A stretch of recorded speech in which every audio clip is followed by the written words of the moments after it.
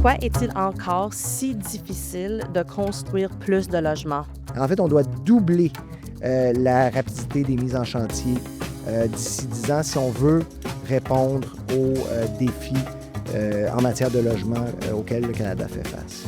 Où avons-nous observé les changements les plus importants en matière de mise en chantier en 2025? On a commencé l'année 2025 avec quand même un bon momentum, mais à mesure que l'année a évolué, ce momentum-là a diminué graduellement. Quels facteurs ont influencé le marché locatif du Canada l'année passée? Bien, ce qu'on a vu, c'est un accroissement de l'offre de logements locatifs dans l'ensemble du pays. Que devrions-nous au Canada surveiller en 2026? On voit une année qui va être une année de modération encore pour les marchés de l'habitation au Canada. Vous écoutez Sous notre toit, balado sur le logement au Canada, où nous faisons part des dernières nouvelles sur le marché canadien de l'habitation.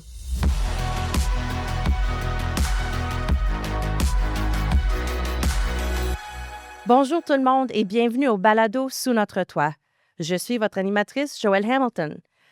Alors que l'année 2026 commence, nous prenons un peu de recul pour réfléchir aux tendances, aux défis et aux changements décisifs qui ont défini la situation du logement au Canada l'année dernière. Nous nous penchons sur les termes qui ont marqué l'année 2025 et nous examinerons notamment pourquoi l'offre peine à suivre le rythme, pourquoi la construction prend autant de temps au Canada et quels changements ont lieu sur le marché locatif en matière d'abordabilité, entre autres choses. Aujourd'hui, je suis accompagnée de Mathieu Laberge, économiste en chef de la SCHL. Bienvenue Mathieu et bonne année. Bien, bonne année, Joël. Merci de m'avoir invité. Puis, as-tu passé un bon temps des fêtes? Super temps des fêtes. La maison a été pleine pendant toutes les 2 semaines. On a accueilli nos amis, nos familles, puis on a bien fêté. Oh, vous avez bien fêté, je suis contente, je suis contente. Fait que là, comme on va parler, on va plonger dans le sujet de discussion du balado. Lorsque tu repenses à la dernière année, qu'est-ce qui te frappe et pourquoi est-il encore si difficile de construire plus de logements? Quand je regarde 2025, ce que je vois, c'est 2 thèmes prédominants. Le premier, c'est le thème contextuel. On sait que tôt en 2025, il y a eu une nouvelle administration américaine, il y a eu la question des tarifs, ça a créé énormément d'incertitudes, pas seulement en termes de la chaîne d'approvisionnement, où les tarifs ont eu un impact, mais aussi dans l'économie en général, où l'incertitude puis les changements fréquents ont fait en sorte que les ménages puis les entreprises sont restés un peu sur les lignes de côté, ont attendu de voir comment les choses se tassaient, comme on dit, puis avant de prendre des décisions d'investissement importantes. Donc ça, c'est pour le côté plus contextuel. Mais le Canada reste avec des défis structurels également. Donc quand on parle de productivité, quand on parle de réglementation, quand on parle de capacité à accroître l'offre par des entreprises qui sont plus intégrées, ça reste des défis structurels au Canada auxquels il faudra répondre là, en 2026 et dans les années à venir. Donc, l'an dernier, nous avons mis à jour notre écart dans l'offre à l'échelle nationale. Qu'est-ce qui a changé et pourquoi cette mise à jour était-elle nécessaire? Ben, en fait, on a changé quelques paramètres dans l'analyse. Par exemple, pour tenir compte de la dimension à plus long terme du problème structurel d'offres au Canada. Donc, on pense qu'on a besoin de plus de temps pour répondre à la crise actuelle.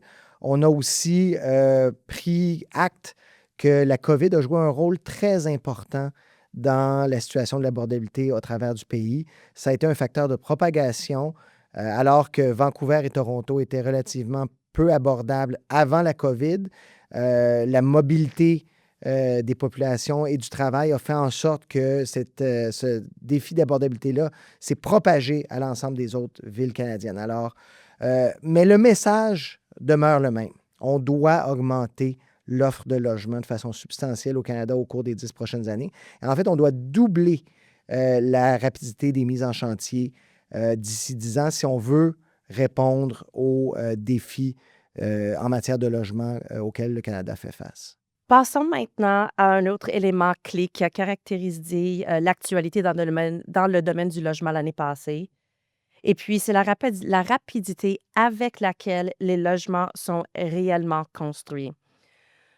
Une des grandes questions, qui a été soulevée tout au long de l'année, 2025 était de savoir si les changements, politiques, les réformes de zonage et les nouvelles mesures incitatives accélèrent vraiment la construction de logements sur le terrain.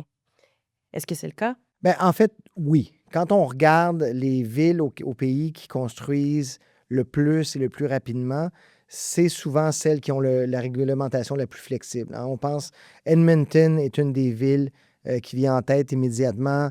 L'Alberta, en général, a une réglementation qui est plus souple et ça permet d'avoir un plus grand nombre de mises en chantier. À l'inverse, les villes qui présentent un fardeau réglementaire plus lourd, elles voient leur mise en chantier réduite. On pense, par exemple, en 2022, on avait fait une étude. Vancouver et Toronto avaient été identifiés comme des villes particulièrement avec un fardeau réglementaire important. Maintenant, il y a aussi la dimension de la taille des entreprises, puis comment de faire en sorte d'avoir un fardeau réglementaire plus léger va permettre aux entreprises d'accroître leur taille, de faire en sorte d'avoir les capacités d'investir dans les technologies qui nous permettraient de construire plus rapidement puis à moindre coût. Donc ça, évidemment, c'est un aspect aussi qui est important, c'est de permettre, par exemple, aux entreprises d'opérer dans plus qu'un marché, de permettre aux entreprises une plus grande fluidité en termes de techniques, de matériaux, puis de main-d'œuvre. Passons maintenant, aux mises en chantier, de logements. Où avons-nous observé les changements les plus importants en matière de mise en chantier en 2025? Ah ben, on a commencé l'année 2025 avec quand même un bon momentum. On voyait que les mises en chantier étaient solides malgré l'incertitude de l'environnement économique. Mais à mesure que l'année a évolué, ce momentum-là a diminué graduellement, ce qui fait en sorte qu'on commence 2026 avec très peu de momentum dans l'industrie. On commence avec un point qui est assez faible à l'heure actuelle. Et évidemment, euh, un des facteurs importants derrière cette dégradation-là du momentum, ça a été le nombre de mises en chantier dans les grands centres. Hein, quand on parle d'un environnement qui est plus incertain, ça a eu pour effet de diminuer le nombre de grandes tours à condos, par exemple, à Toronto et Vancouver qui sont mises en chantier. On combine à ça, évidemment, l'inventaire d'unités de condominium qui est assez élevé à Toronto.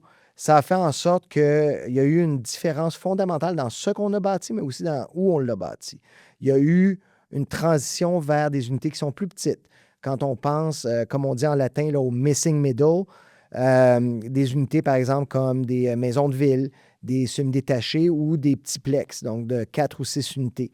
Ça a aussi du sens de mettre en chantier ce genre d'unité-là dans l'environnement incertain actuel. Si je me mets dans les chaussures d'un développeur, est-ce que je vais commencer une grande tour à condo qui va me prendre 2, 3, 4 ans à livrer à partir du moment où j'ai mon financement versus un projet de maison de ville ou de petits plex qui va pouvoir se terminer en quelques mois? Bien, évidemment, les plus petites unités sont livrées plus rapidement, puis ça permet de réduire l'incertitude à ce niveau-là. Alors, on a vu ce changement-là arriver en 2025 et ça veut aussi dire ça a eu un impact sur où on construit parce que le missing middle est plus présent, dans le fond, en Alberta puis au Québec. Encore là, c'est différent, par contre, ce qui se construit. En Alberta, on parle beaucoup plus de semi-détachés de maisons de ville. Au Québec, on parle de petits plex. Mais ça fait en sorte que à la fois ce qu'on construit et où on le construit a changé. Il y a eu un changement vers, dans le fond, c'est une transition des grands centres vers la province de l'Alberta puis du Québec au cours de l'année. Passons maintenant à un autre aspect, du marché, canadien de logement qui touche directement des millions de personnes, au Canada et c'est la location. Quels facteurs ont influencé le marché locatif du Canada l'année passée? Bien, ce qu'on a vu, c'est un accroissement de l'offre de logements locatifs dans l'ensemble du pays. Et on a tout juste publié notre rapport sur le marché locatif. Et ce que ça montrait, c'est que les taux d'inoccupation sont à la hausse. Le taux de croissance des loyers est à la baisse, donc les loyers continuent de croître, mais à un rythme qui est plus soutenable maintenant que ça l'a été au cours des dernières années. Et même dans certains cas, dans le taux de roulement, là, les unités qui ont changé de locataire au cours de l'année, en 2025, le loyer était plus faible que les unités qui ont changé de locataire en 2024. Alors, tout ça, ce sont des signes d'un marché qui se balance actuellement à l'échelle du Canada. Mais quand on creuse un peu plus, il y a vraiment une histoire à raconter. C'est-à-dire que d'un côté, on a les unités qui sont plus luxueuses, disons, les unités locatives qui sont plus luxueuses, qui, elles, font face à la concurrence des condominiums locatifs. Alors, évidemment, bon, ce sont deux substituts assez équivalents là, pour un ménage. Et ce qu'on voit là, dans les villes comme Toronto puis Vancouver, c'est un taux d'inoccupation beaucoup plus élevé pour les unités luxueuses locatives à cause de cette compétition-là du secteur du condo. Par contre, au niveau des logements abordables, là, c'est une toute autre histoire. Ce qu'on voit, que c'est un marché encore très, très, très serré. Et ce qui veut dire que les ménages qui sont dans le bas de l'échelle des revenus ont encore d'énormes défis à trouver un logement au Canada. Donc, il faut définitivement parler des taux d'intérêt et des prêts hypothécaires. Et l'année passée, la Banque du Canada a maintenu son taux directeur inchangé pendant la majeure partie de l'année et l'a réduit enfin à l'automne. Quel effet cette décision a-t-elle eu sur les emprunteurs? Quand on pense à une réduction des taux d'intérêt de la Banque du Canada, généralement, on pense à abordabilité ou accroissement de l'abordabilité sur le marché du logement. Mais ce qu'on a vu dans les quelques dernières années, ça a été un peu une histoire différente. Parce que quand les taux de la banque ont commencé à augmenter en 2022-2023, ce qui est arrivé, c'est que la différence entre le taux hypothécaire et le taux de la banque s'est diminuée par rapport à son niveau historique. Ce qui veut dire en gros que les banques ont absorbé une partie de la hausse de taux, ne l'ont pas passé directement aux ménages. Par contre, quand les taux de la banque ont commencé à diminuer cette année, l'écart entre le taux hypothécaire et le taux de la banque a retrouvé sa moyenne historique. Donc, ça veut dire qu'il s'est élargi à nouveau. Donc, encore une fois, l'ensemble de la réduction n'a pas été passé aux ménages. Et donc, même si ça a effectivement promu une certaine hausse de l'abordabilité, ça n'a pas été à la mesure de ce que les gens s'attendaient à cause de cette dynamique-là. Alors, évidemment, l'autre question qui est vraiment cruciale et sur laquelle on porte un regard là, constant à l'heure actuelle en termes de financement du logement, c'est vraiment la question des arrérages. Quand on regarde, là, les arrérages hypothécaires ont augmenté de façon assez importante au cours de la dernière année ou des 2 dernières années, particulièrement à Toronto et Vancouver. À Vancouver, il y a eu une certaine stabilisation depuis, mais à Toronto, on prévoit qu'ils vont continuer d'augmenter dans l'année qui s'en vient. Et c'est quelque chose qui est particulièrement important à surveiller dans les 12 à 18 prochains mois. Ce qu'on surveille aussi, c'est les taux d'arrérage non hypothécaires. Donc, pensez là, des prêts auto, des prêts personnels, des cartes de crédit dans les marchés qui sont impactés par les tarifs. Pensez au sud-ouest de l'Ontario, aux régions qui sont riches en ressources, en Colombie-Britannique et au Québec. Ce qu'on a observé pour les arrérages non hypothécaires dans ces marchés-là, c'est qu'ils ont commencé à augmenter. Et ça, c'est un indicateur avancé des augmentations dans les taux d'arrérage hypothécaires. Alors, généralement, le taux d'arrérage non hypothécaire augmente. 12 à 18 mois plus tard, on devrait voir le taux d'arrérage hypothécaire augmenter. Alors, on surveille ces marchés-là de très près, évidemment. Donc, Mathieu, je fais partie du groupe de ménages qui vont renouveler leur prêt hypothécaire en 2026, dans la première moitié de 2026. Et puis moi, c'est une question que j'ai. Je suis certaine qu'il y a d'autres ménages au pays qui ont la même question. Euh, Est-ce qu'on devrait choisir un taux fixe ou un taux variable et pour quelle durée? Qu'est-ce que les emprunteurs ont choisi cette année? En fait, ce qu'on remarque, là, le produit qui est traditionnel au Canada, c'est 5 ans taux fixe. Ce qu'on a vu dans le passé, quand les taux de la Banque du Canada et les taux hypothécaires ont commencé à augmenter, c'est qu'il y a eu un changement vers les taux variables. Les gens prenez une attitude de, bon, je vais me garder une porte ouverte. Si jamais il y a quoi que ce soit, ça va me permettre de gérer mes paiements hypothécaires. Ça s'est normalisé cette année. Donc, on a vu un retour vers les taux fixes en 2025. Par contre, ce ne sont pas des taux de 5 ans fixes qu'on a vus, mais plutôt des taux de 3 à 5 ans. Donc, les gens ont, dans le fond, géré leur risque de façon un peu différente en se disant, je vais retourner à taux fixe, mais je vais prendre un terme qui est plus court, de sorte que s'il y a des mouvements à moyen terme, je pourrai toujours réviser ma situation hypothécaire le cas échéant. Bien, merci Mathieu, ça me donne beaucoup d'informations pour à quoi réfléchir dans ma décision dans les mois prochains.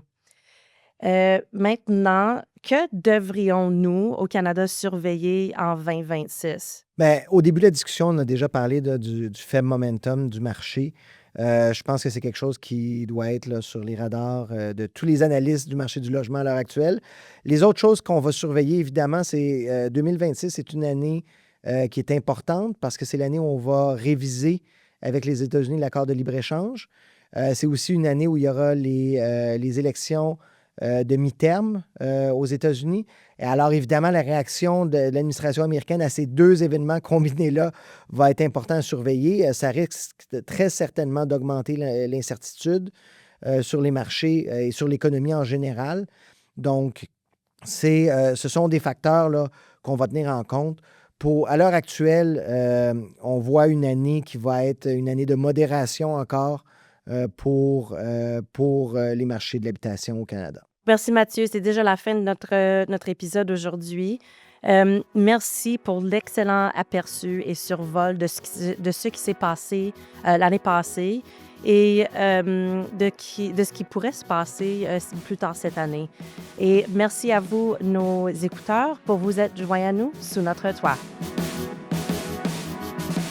Et saviez-vous que nous ne sommes pas seulement sur YouTube? Vous pouvez maintenant nous trouver sur Spotify, Apple Podcasts et Amazon Music.